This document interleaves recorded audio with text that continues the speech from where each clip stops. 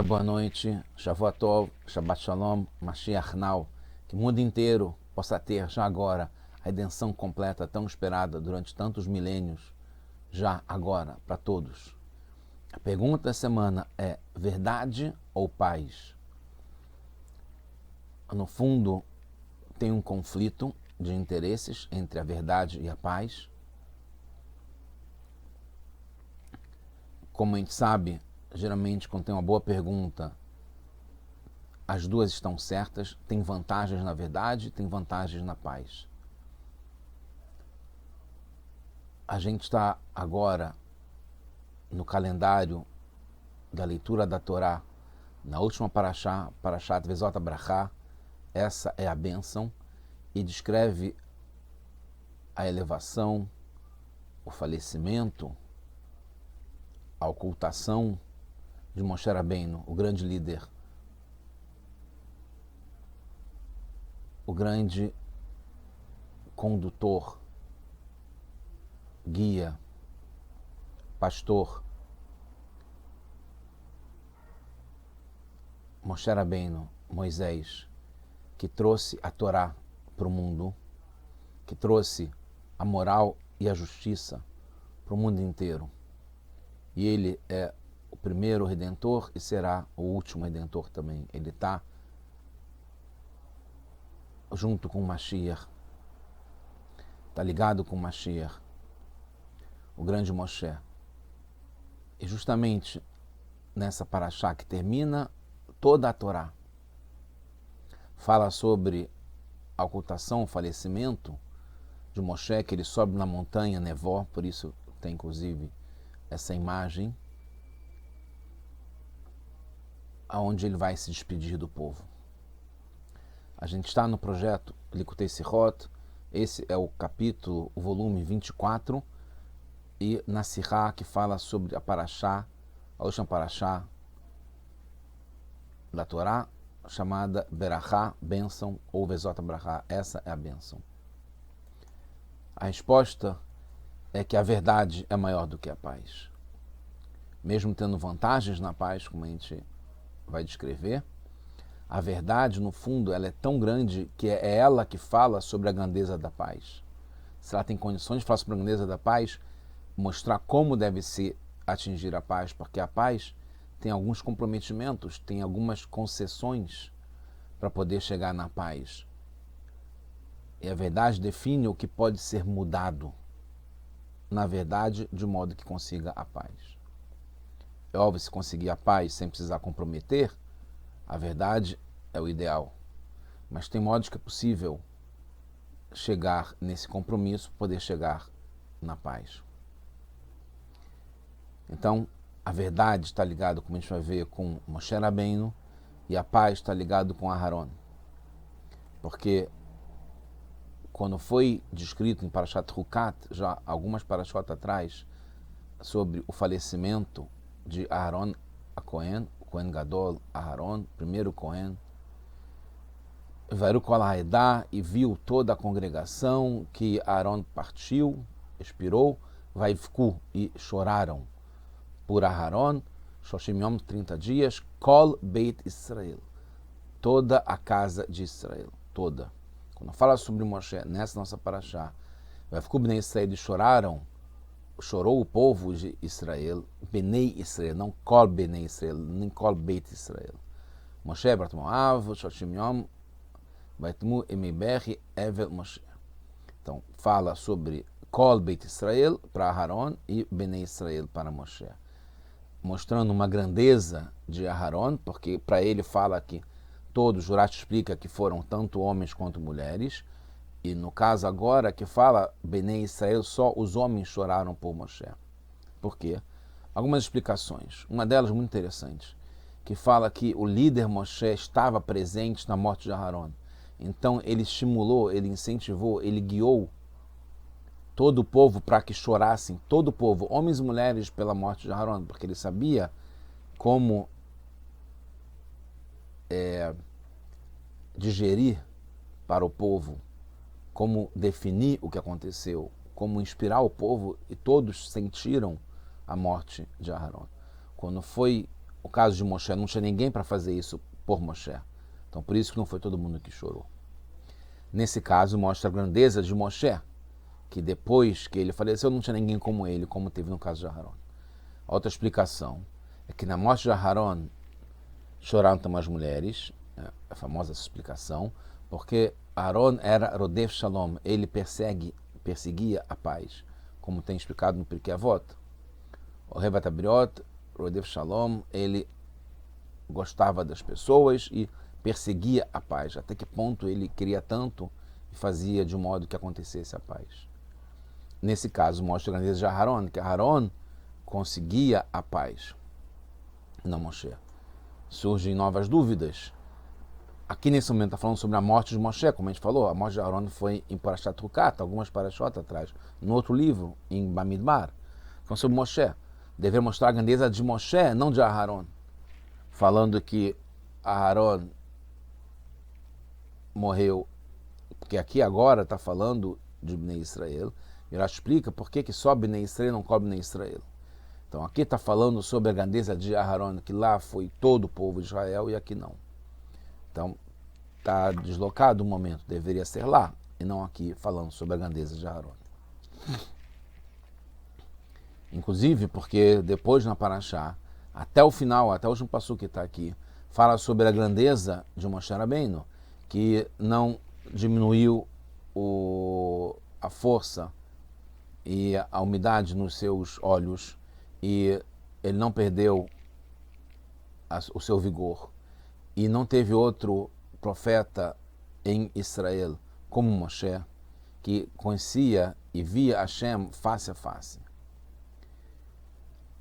Todos os milagres e sinais que ele mostrou, que Hashem deu para ele, tanto em Eretz Mitzrayim como depois, na frente do Paró e toda a terra, e termina falando Yad HaZaká, a mão forte que ele teve, e o temor grande que ele tinha e que ele proporcionava, que fez Moshe na frente de todo Israel. Então a gente vê aqui como, no fundo, a Parashá fala sobre a grandeza de Moshe. Por que? Essa é a pergunta.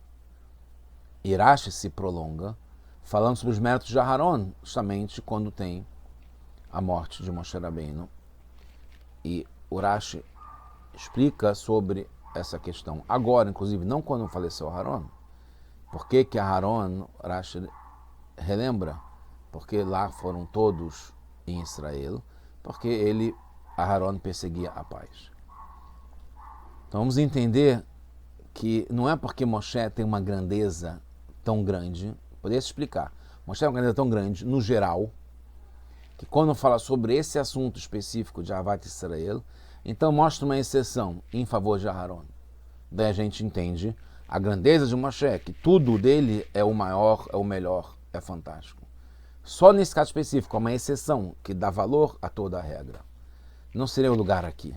Porque aqui não tem por que falar sobre exceção, sobre alguma coisa que seja menor em Moshe Rabbeinu. Está falando sobre o último dia da vida dele. Ele está subindo no Har Nevo, na montanha, onde até hoje não se sabe aonde que ele está, como está escrito na Torá.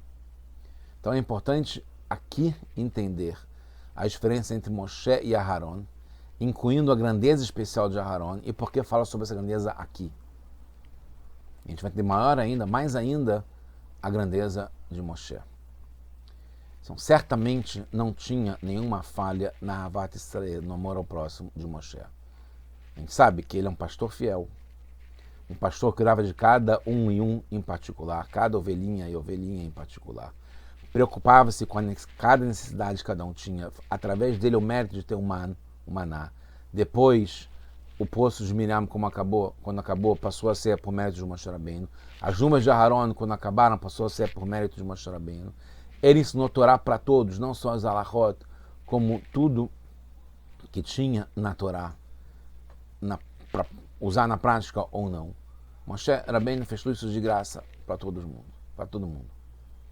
E a gente sabe que Aharon mudava, entre aspas, a verdade, do modo permitido para chegar na paz. É conhecida a história que ele chegava para um casal que teve uma briga, falava para a esposa que o marido queria reconciliar, que gostava muito dela. Chegava para o marido e falava que a esposa queria reconciliar, que gostava muito dele. E aí os dois se juntavam, percebiam que um queria o outro e reconciliavam os dois. Mas no fundo, essa mudança da verdade não é que diminuía a verdade. A verdade é que os dois se amam, os dois queriam estar juntos, os dois queriam se reconciliar.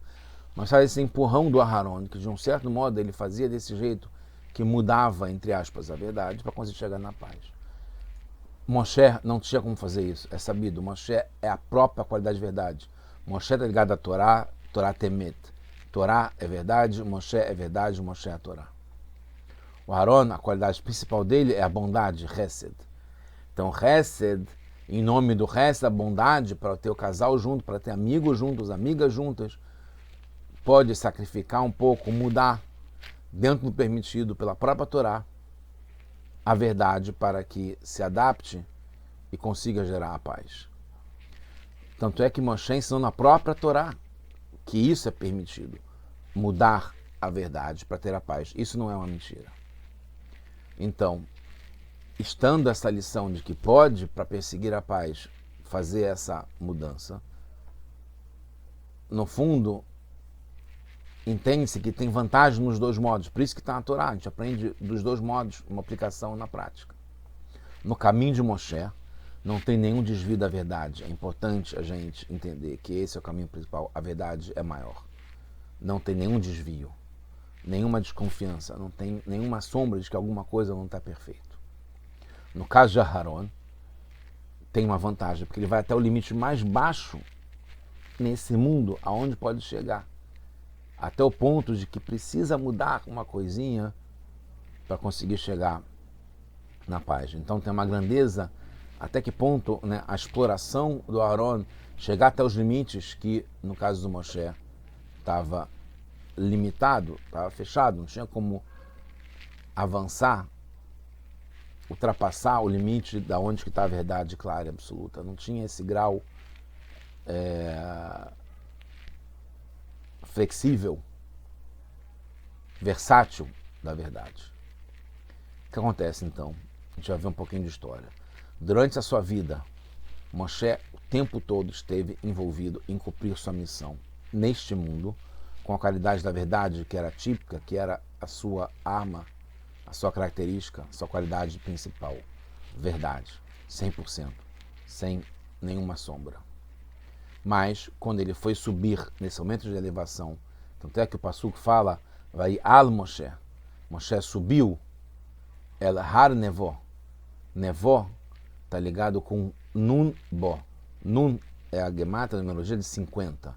Então, ele chegou nesse último dia de vida, no har nevó, que teve essa elevação chegando no nível 50, nun bo, dentro desse har, ele chegou no nível 50, está ligado aos 50 portões de Biná, que é impossível de conseguir de uma forma normal aqui nesse mundo. Moshe conseguiu 49, que já são impossíveis, e faltava mais esse um que ele conseguiu, que é para chegar no 50 no dia da sua morte. Que ele chegou no Rosh Apisgah, nesse ápice, na cabeça, no topo. Mas, então justamente, a vida inteira ele perseguiu e conseguiu cumprir sua missão com o máximo, com a verdade completa, absoluta. Chegou no último dia, para subir no Har Nevó, chegar no nível 50 de Biná, ele precisava acrescentar também a vantagem de Aharon, que ele não tinha porque sacrificava, de algum modo, a verdade que era o seu slogan, o seu moto, a sua razão de vida, o seu modo de agir. Como então tem também na história da Birhana Ben Zakkai, que antes de morrer ele falou para os seus alunos que ele não sabia para que lado, para que caminho estão o levando. Os alunos perguntam como é que pode, ele sempre fez tudo de bem, sempre se afastou do mal, uma pessoa exemplar, todas as mitzvot. A Birhana Ben Zakkai, através dele a Torá foi continuada, ele conseguiu o compromisso de salvar a Torá para Yavne, Torá Verrameia, a Torá e os seus sábios que sejam salvos. A verdade é que, assim como Moshe, no final da vida, ele pôde parar um instante e meditar sobre a essência da sua alma, assim como Moshe Rabbeinu também, e perceber se tinha alguma falha, o que estava faltando. Se o outro lado que ele comprometeu, que ele, em nome da verdade, teve uma inflexibilidade de seguir esse caminho totalmente. Então surgiu no final, no último dia, o pensamento da possibilidade de que será que o outro lado também não estava certo? Será que não tinha qualidade que ele deixou explorar em nome de ficar fixo, totalmente imerso na verdade? Assim como Rabi Ben Zakkai. Também em relação à decisão dele de não salvar o Beit HaMikdash, isso foi uma decisão. Ele tinha que tomar uma decisão, assim como Moshe Rabbeinu. Ou a verdade ou a paz. Não tinha como conviver as duas coisas juntas. Não tinha como conviver Beit HaMikdash e a Yeshiva em Avda continua na Torá. Ele tinha que uma solução, um trade-off. Ou isso ou aquilo. A gente tem isso muitas vezes. E aí, qual escolher, qual o caminho? A verdade. Em todo instante, Moshe é igual à verdade. Aí tem essa outra pergunta. Então, como é que pode, no último dia, essa explicação de que não, ele quis incorporar também a qualidade de Aharon, que perseguia a paz, mesmo mudando um pouco a verdade. Então, Moshe saiu do seu caminho totalmente ligado à verdade? Não. Essa é a pergunta que procede e a gente vai entender que não. Moshe Rabbeinu, nesse dia, que ele subiu para o Har Nevo, Nunbo, os 50 portões de Biná, ele teve vaial, como foi falado, uma elevação espiritual. Moshe é o Shushvina do rei, é aquele que acompanha o rei para o casamento, enquanto que Aaron é o Shushvina